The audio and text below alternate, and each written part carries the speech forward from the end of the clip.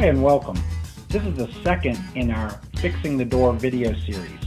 In this video, I'm going to show you how to replace the casing for your door once it's been properly set in place.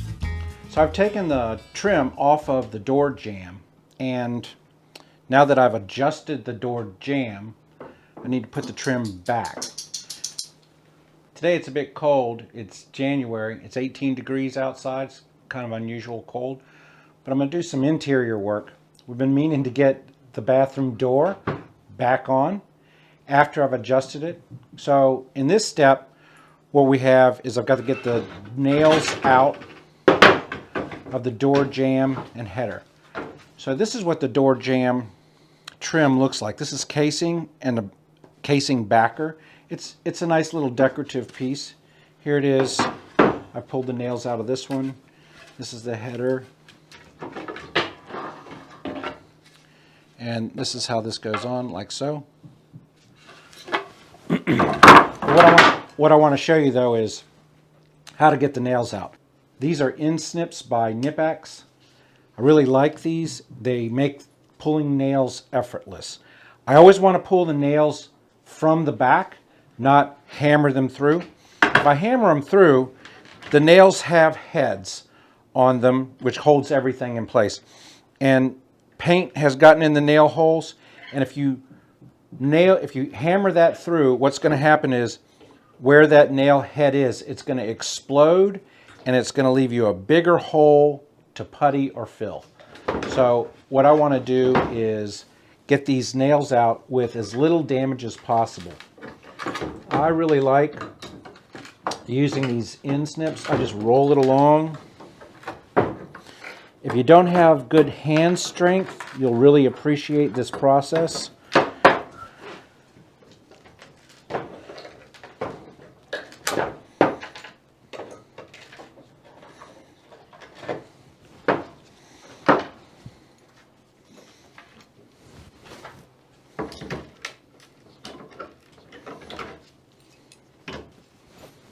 Then once all the nails are out, we're going to strip this paint off of all the trim. This is something Rochelle usually does. We have a Cobra Speedheater. It's an awesome tool for taking this off. This is lead-based paint. I don't want to sand it off. The strippers that are out there today, they are just so weak. I don't have the time to waste putting a stripper on, putting plastic wrap on it, waiting a day, come back. I don't have that time. So we have a Cobra Speedheater.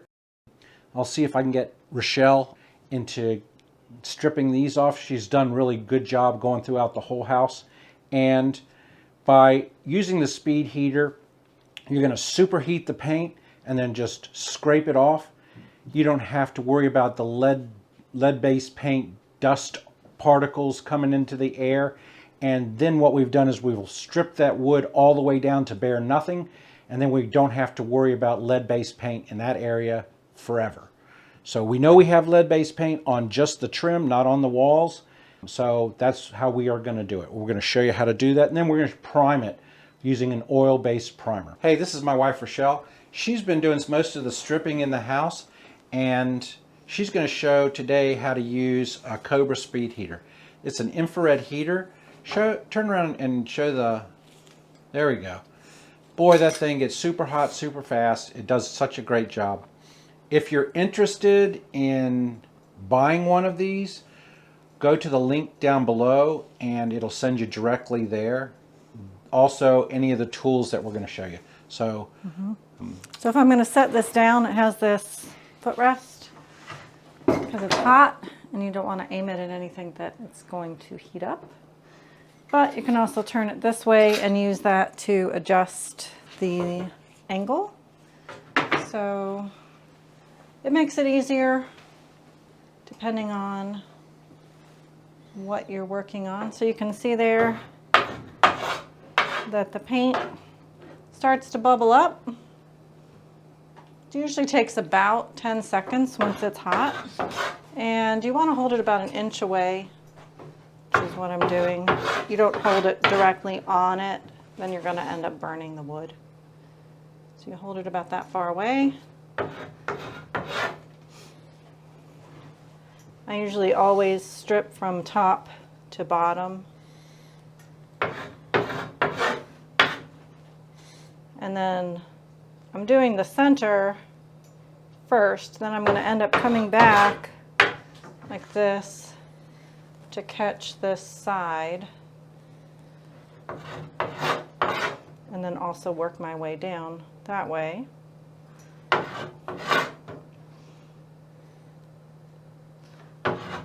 And then I'll end up, see, if you go over it again, then it like squishes into it, and then you have to reheat it. And I'll end up coming back to this side and doing that. And then this has an angled profile. So once I've stripped all of the flat part, I'm going to end up grabbing a different tool. You want to find one that has an angle similar to what you're working on. So this one works pretty good. So then I'm going to end up holding it here, doing the same thing,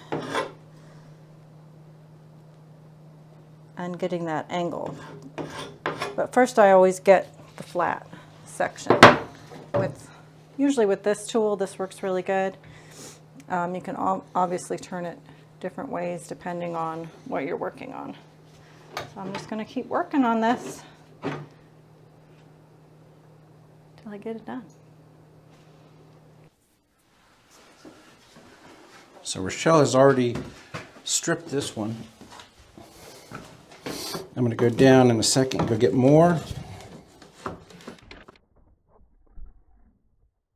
Because I'm using an old casing for this door, I'll have to measure it and ensure a good fit. The piece on the left side was too long because I cut the jamb on the left side.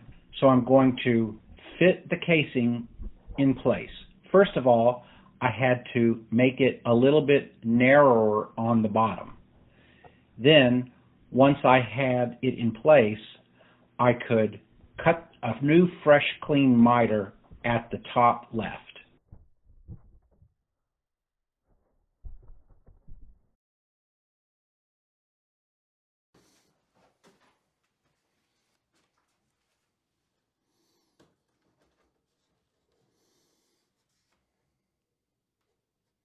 I've already cut it.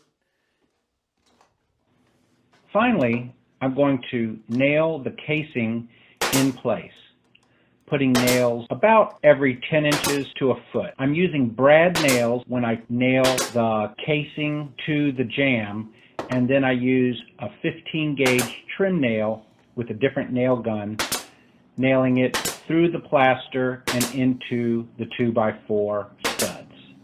If you don't have nail guns and an air compressor, go old school. I used to frame and trim houses all day long using hand nails. It's how I started.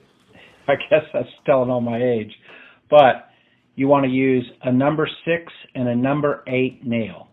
Sometimes using the smaller nails you might be forced to use a number 4. But this was thick casing where it met the jamb, so I would suggest in this particular case using a number 6.